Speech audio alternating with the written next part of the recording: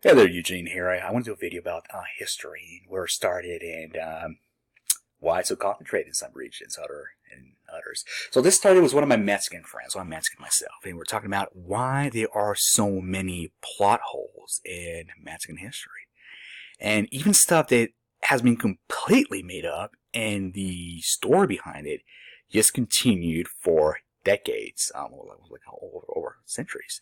One of the examples is what you call the Los Niños Héroes, the hero kids.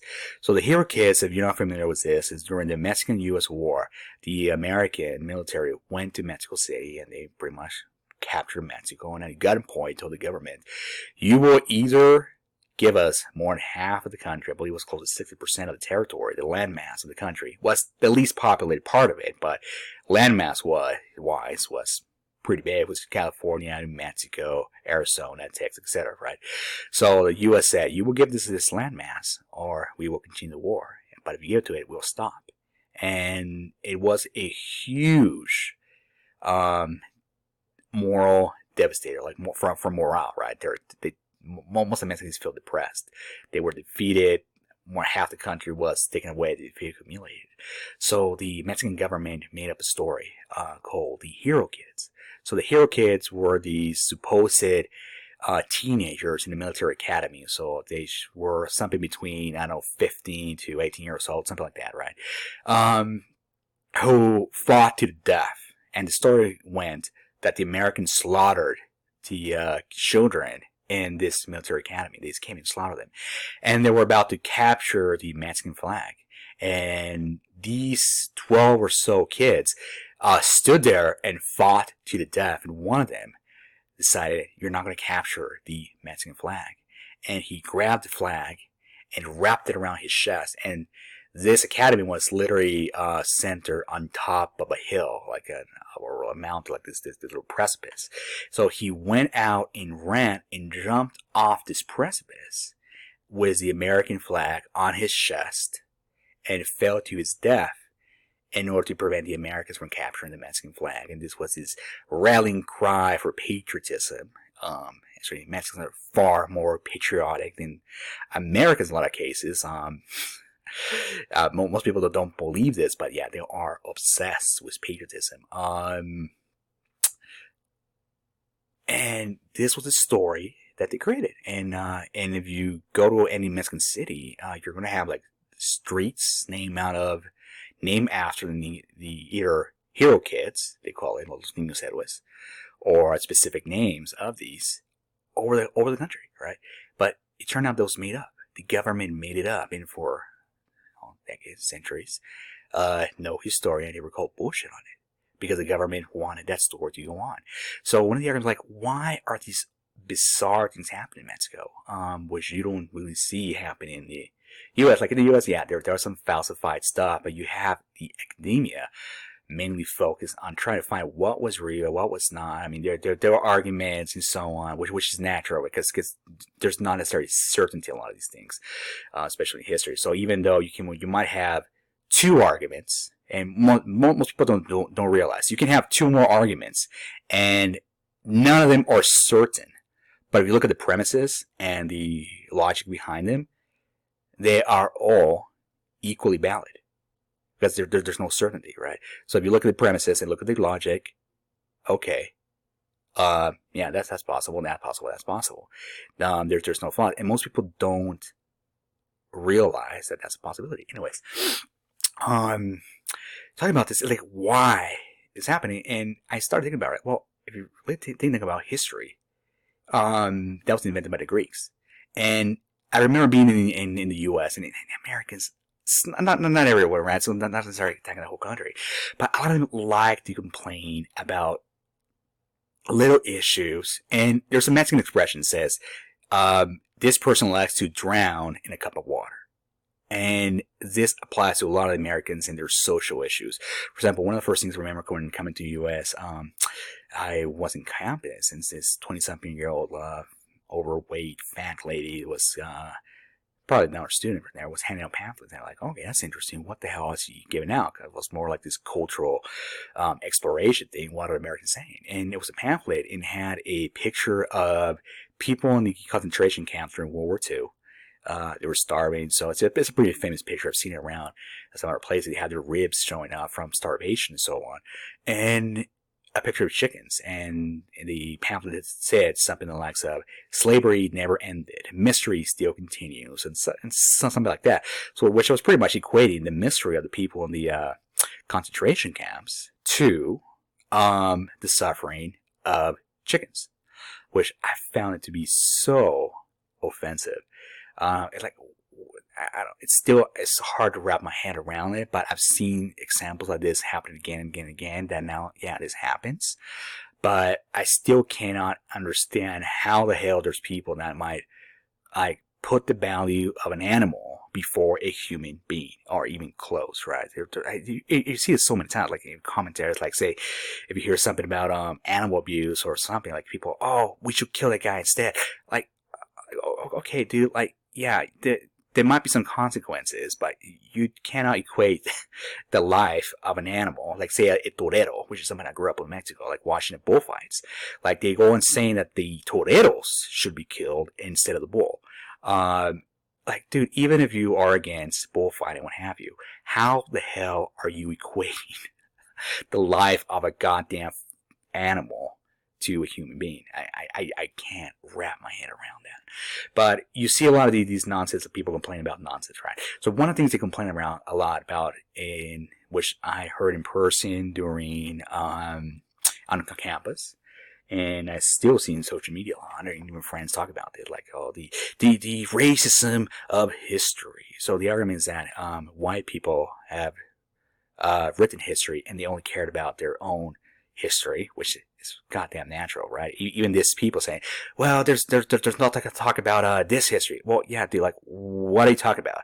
So you're talking about some guy in Rome, in goddamn Rome, going to be writing history about Japan? Like, it makes no goddamn sense, right? You gotta realize your argument's illogical. Of course, people are writing history about the places and times they live in, and a lot of these historians have other books they've written and so on, right? So what the things like Plutarch I have written about, say, Alexander the Great, which was based about 4 historians that were contemporary from Alexander. I can't remember the exact names, but these historians don't exist. Like, the books exist at the time, but I mean, also, if they have no sources, say from someone from South Africa, like, how the hell is goddamn Greek or Roman going to write about South Africa? Like, so the point is here.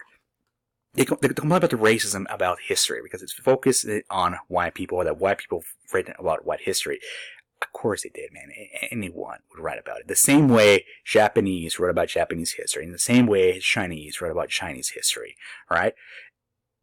It's like, but they complain. It's kind of like the chicken in the cage. They want to make up some horrible thing out of nothing. So going back to the analysis, I was thinking about, all right, why is this happening in Mexico? And I thought about it. Okay, well, if you think about it, where did history start? Herodotus, which wrote a great book, Persian Wars. Can't remember the Greek name has for it. And you have Thucydides, which wrote the Peloponnesian War, the war between the Athenians and the Spartans.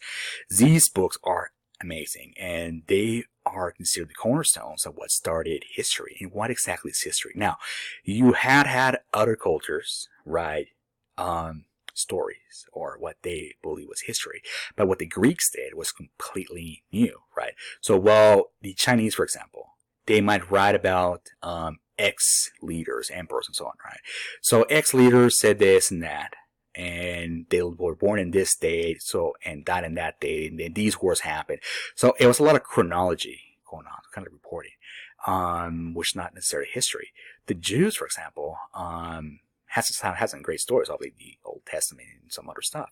They were great writers, but they were not doing history in the sense that the Greeks were.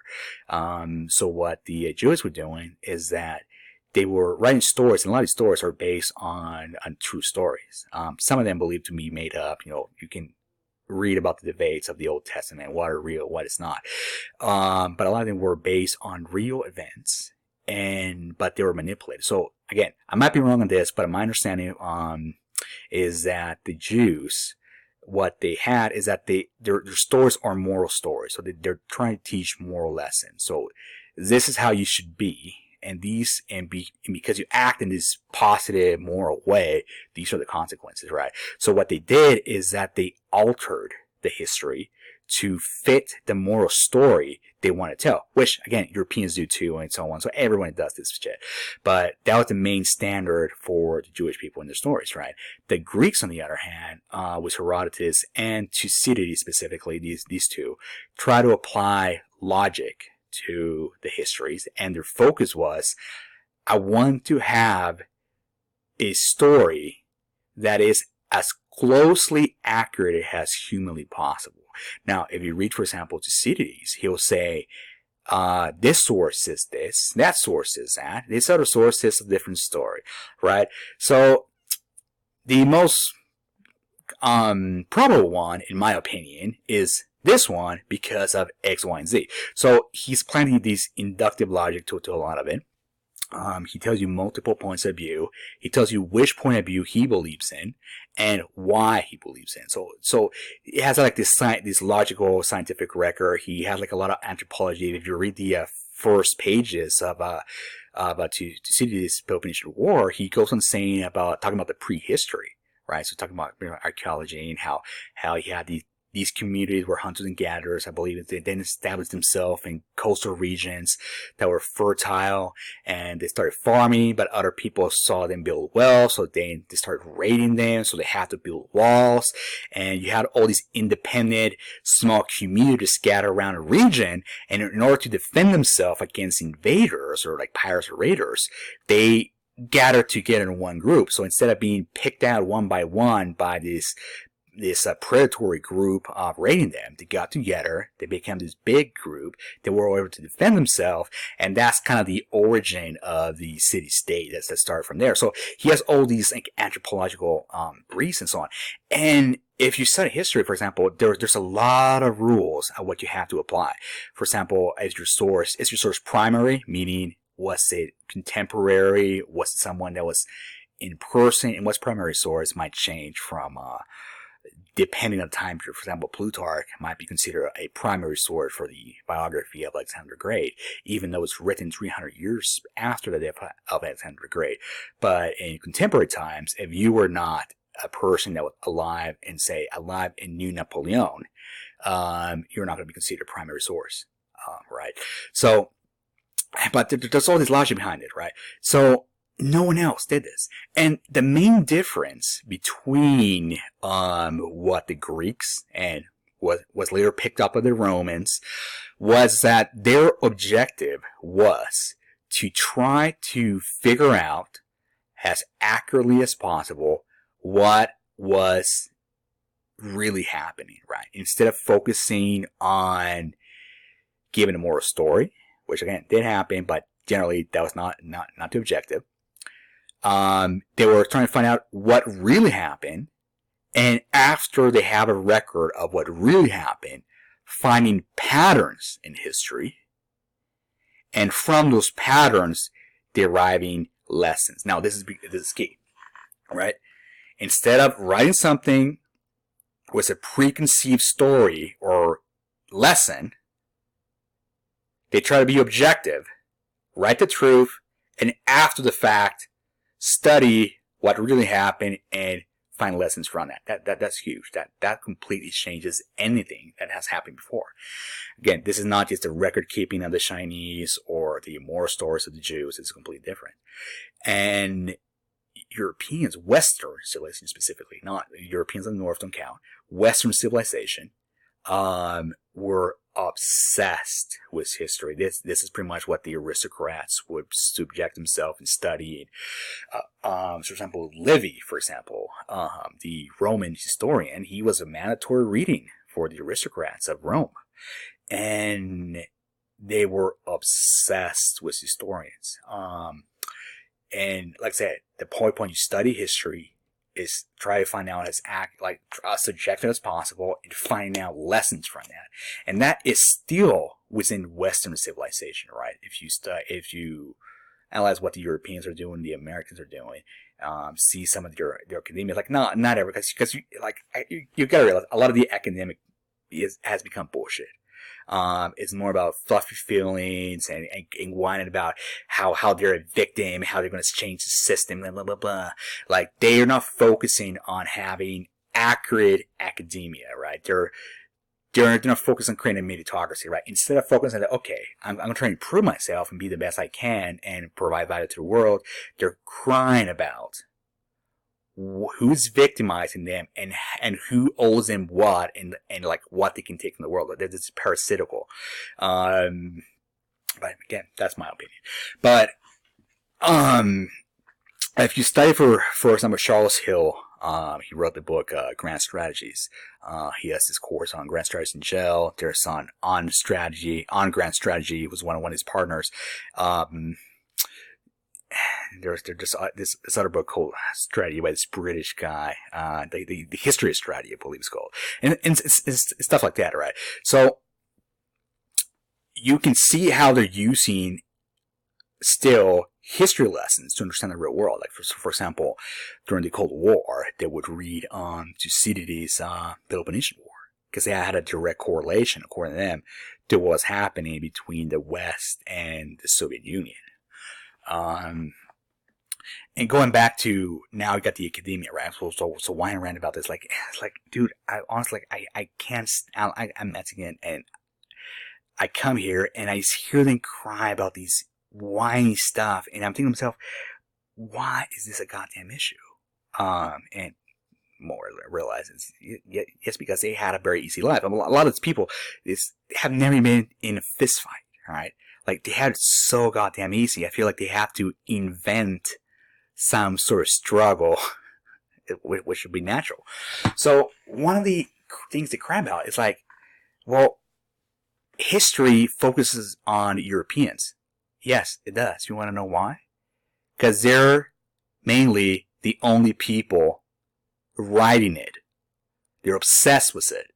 Starting with the Greeks, then the Romans, and yes, continue. Again, it wasn't the same all over the place, right? For example, you got the history, for example, of Romania. If you want to read about Vlad the Impaler, there's not a lot of records. They just didn't keep records at the time, and that's part of Europe, right? But as Christianity spread out, that changed. And one of the reasons like, if there's no records about history of a place or people, there's nothing you can do about it. Like, you can do archaeology and try to do some puzzles, which is what a lot of academics have done. Try to piece out of oral traditions, if there are any. But if they were not writing history books, there's no history to talk about. All right. So this is the same reason why the Gauls, right, these which were the French before the Roman Empire came over and took them over, the Spanish, the Germans, Sweden, Norway, England, right? Before the Romans arrived, these peoples were not writing down their history like the Romans and Greeks were. When they were conquered by the Romans were writing about them. For example, from the Gauls, which is, again, France, we have records from Julius Caesar, and his book, the commentaries. He wrote about the military campaigns he did with the Gauls and their traditions, and talked about the Germans, etc., etc., or Germania, which was a lot of several different tribes. But we know about these people from the writings of the Germans. Of the writings of the Romans. Not by the Germans, not by the Gauls, not by the people in Spain or England, etc., because they were not writing down records. Like, and you have the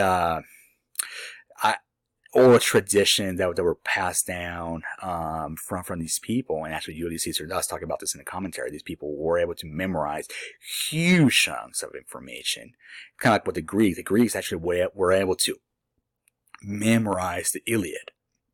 You had barbs and people go out around from town to town, and they would recite the Iliad. And you had some musicians in the background, and you had this one guy who memorized the Iliad, would tell you the Iliad, right? He didn't have a book, he memorized it, and told you the story of the Iliad. The same way, there were some Europeans that in Northern Europe that had a lot of knowledge, and they memorized it. But what happens once they were killed? What happens once their society collapses and these traditions are no longer maintained? What happens when you have a new religion being imposed on you, and they believe that the religion you currently have and the beliefs you have are bullshit and they should be destroyed because they're from the devil or something? Right? You're going to lose all this, right? Because you didn't write it down.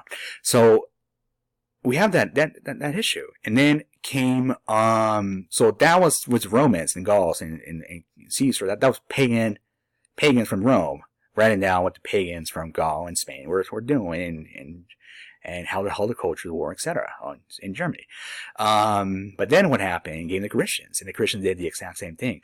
What we know about the religions of the Celtics and the Nordics, for example, mainly, is coming down from Christian missionaries who were the people who know how to read and write it down at the time.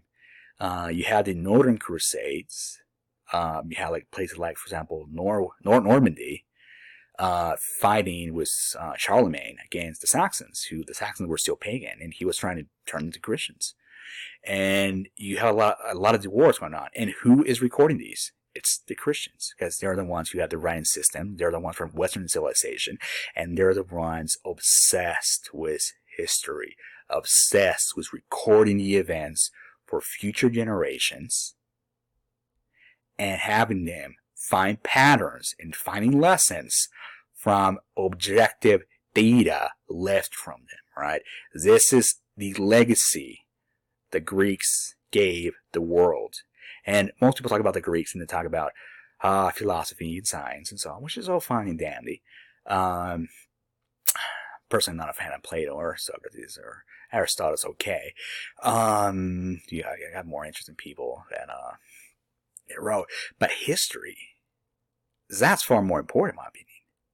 Right? Has a bigger impact, which is still impacting us today, and most people don't realize it. The whole point is, you're having a lecture in universities where they're talking about history, what really happened.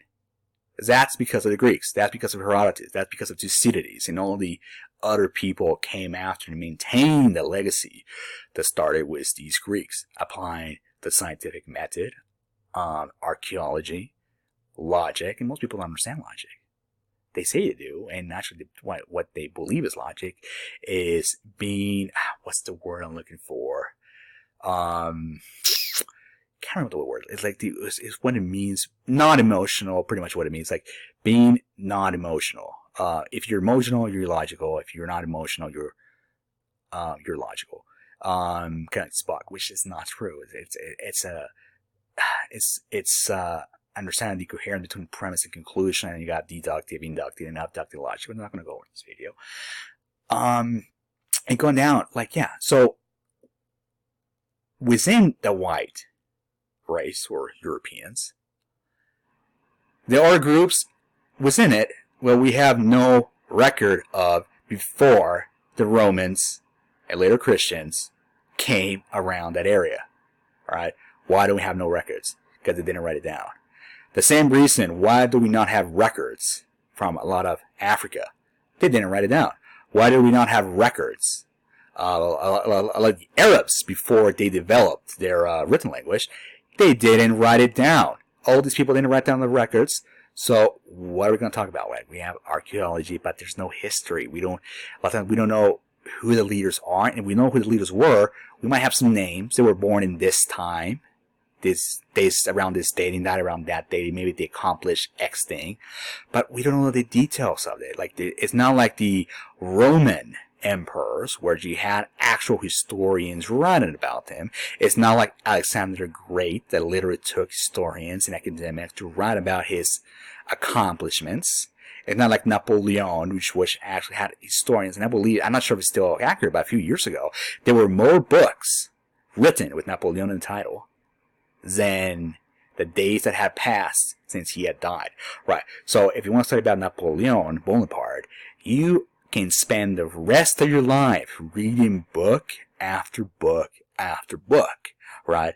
What about, you want to learn about X person? Well, in X region where history was not available, there's nothing available other than what archaeologists do. So I love how they start complaining about the racism of history. Like, yeah, it's because they invented it. So now it's because it's Europeans invented it. The other people took it serious. So now going back to the original point, why are all these plot lines happening in the history of Mexico? And this is probably the case in other regions too.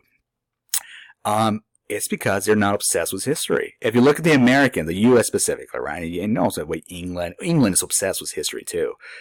Germany, if I have my German friends, and they will rant for hours about history of Europe mainly, English and so on. And again, why are these plot lines not happening in Europe, not happening in the U.S., right?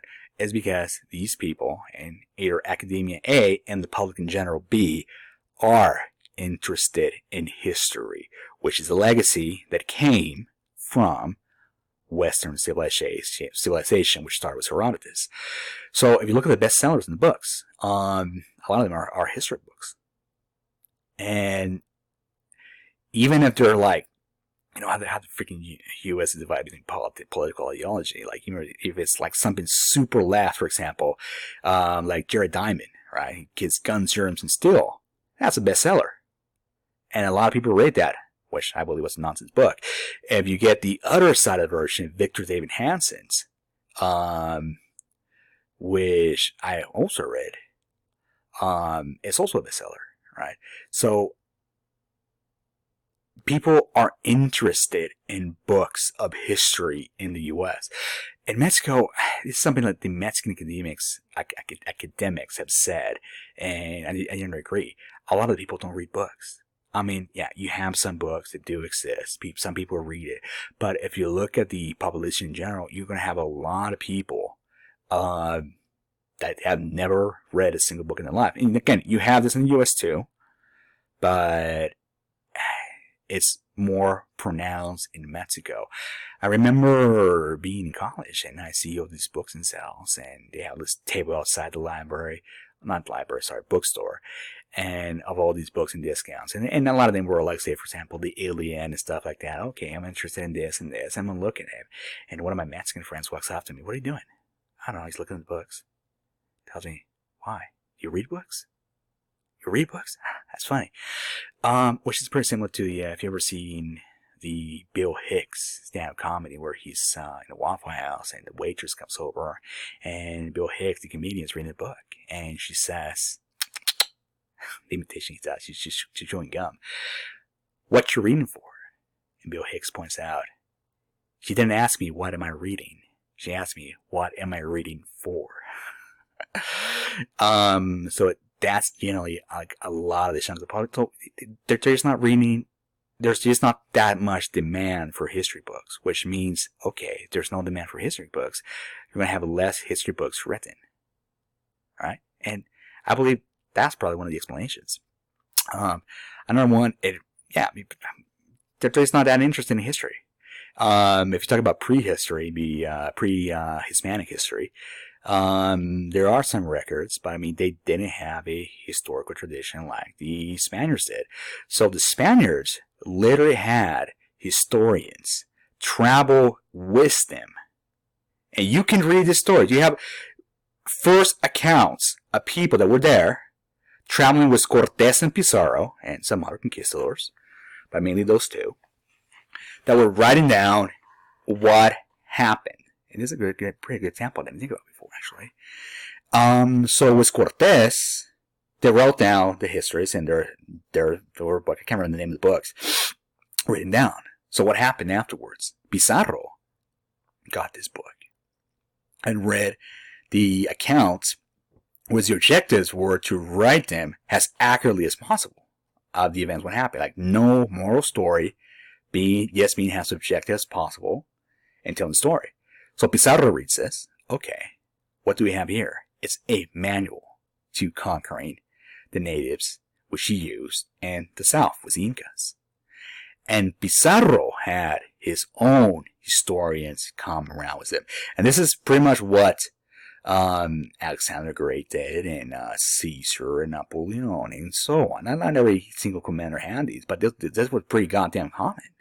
This was a practice done by Western civilization, which tells you the power of it. Now you have Cortés, who goes there, conquers, right? And now Pizarro can read what he did and apply this real-world knowledge into his campaign. This is real powerful stuff. And I believe this is probably one of the main drivers for Western civilization's rise, was this focus on accurate history. Guess it's pretty much, it's the best way to find patterns that have happened for a long period of time. And it's like this collective memory that's being passed down through generations, and the generations are just getting smarter and smarter. Assuming that they apply their studies and apply real-world knowledge, etc.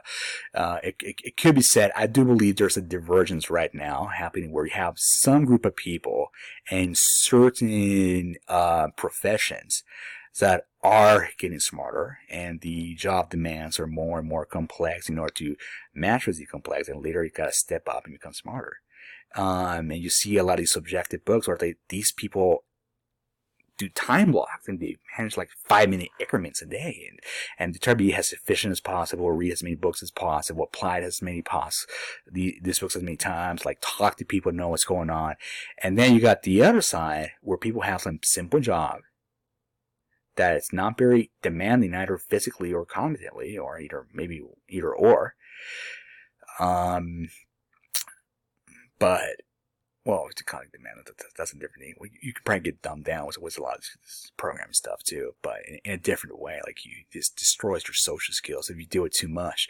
But I don't know. You got people that have some very, very simple jobs, and they make a paycheck, and the paycheck they pay for shelter and food, and you go back home and watch entertainment. And a lot of these people are idiots, and you can see them, man, and talk to them, and they're goddamn idiots. And I believe a lot of the problems too is that you see some of these in Mexico, but I believe what Mexicans have, they have street smarts, over the top. Like, if you compare the average Mexican with the average American, well, I mean, average American, it's hard to determine depending on where you go, etc. But a lot of these Americans have been too sheltered. All right, so if you get someone from Mexico that has had people trying to screw them over, or even pick fist fight. Again, a lot of Americans have never been in a fist fight. I don't believe a lot of Mexicans have not been in a fist fight. It's rare. It's rare, man. They have like these street smarts to develop to fight adversity over the top in a hyper competitive environment. Now, you can argue that's probably too hyper competitive, which I believe it probably has reached a point. Do I believe it has reached a point of diminishing return?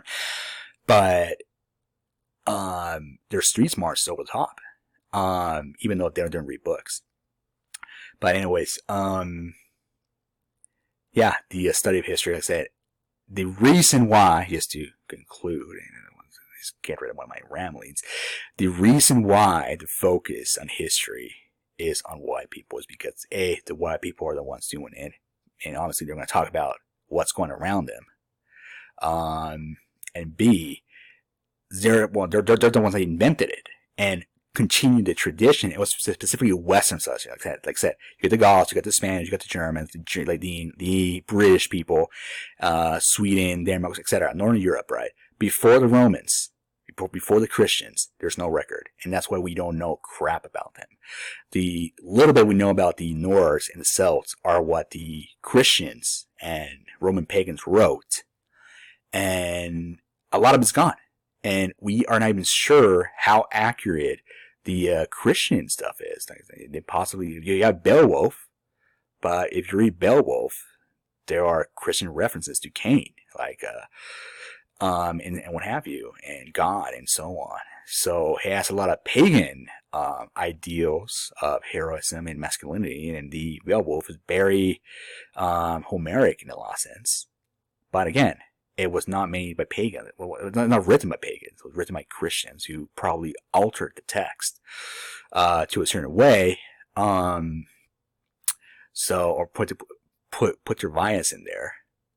But then again, the Christians were, even if they had a bias, they recorded a lot of stuff, and they try to record it objectively. So we have the Icelandic sagas, right? And some other documents like that, Beowulf and so on. And these documents were recorded by Christians, despite being documents a lot of times from pagans and having ideals they didn't believe in. Like, you can compare a Christian versus the pagan ideals. They're completely different. And again, why did the Christians do this? If my source is correct, I remember reading once that the reason why the Germans the Christians in Germany and some other regions like in the north wrote down a lot of these stories from the Nords and the Celtics is because there were like a lot of cultural references or names and so on, like Hegel's tears and what have you, where the only way to understand what these cultural references meant was to know the stories where they came from, which is why they recorded a lot of Nordic stories and histories, etc. Because they wanted to understand what the hell happened in the culture, and I don't know, maybe they thought it was pretty interesting. Like, even the Christians continued to have a lot of pagans, like Aristotle, Plato, on their teachings, and they agree with a lot of the things they were saying, even though they were pagans. So maybe they believe, yeah, this is a cool story. But yeah. That's what it is. But the reason you don't have a lot of history of Gaul, Spain, Germany, England, Sweden before the Christians and Romans is not because of racism, because they didn't write it down. The same reason you don't have history, prehistory of Africa, Asia, the Americas. They didn't have a historical tradition. That's why it's Western civilization that has this. And again, it has been adopted, and again, the Asians did have some chronology written down, and the Jews have some other stuff, but it's not what the Greeks did. They didn't apply the scientific method. They were not obsessed with it, right? They were not trying to write stuff objectively without putting their moral stories or their embellishment from leader. Again, it happened, but the idea was not to. In order to have an objective record of what happened, and after you have that objective record, finding patterns and lessons from that objective record of what actually happened. And that's Western civilization. Again, that's one of my beliefs, why they ascended. And history being probably, in my opinion, you can disagree, one of the more important legacies from the Greeks, which is severely underrated, or maybe not underrated. Well, again, sometimes we talk to, but they're not getting credit to it. Like they might say art, they might say politics, they might say philosophy and science and so on, but you hardly hear history as being such a great impact. History, the whole academic centered practice and the people studying this and this being applied to education. To understand it didn't happen anywhere else to the degree they did here. And I believe that's what drove Western civilization to the top, and it probably should be adopted with more focus. And a lot of the history you see right now is just people complaining. And they're rewriting stuff, and they're saying that writer was biased, and I'm this victim group, so therefore I have more credibility than this other victim group, this other oppressing group. And no. You have to understand, there are rules, kind of like the scientific method, where you try to be objective, and these rules need to be applied and need to be taught. Like, most people don't understand what the hell logic is. They don't know what the hell logic is. It's been around for over 2,000 years, and they don't grasp it. So, anyways, that's my little rant on history and why there's some holes in it around the world, including my Mexico lindo.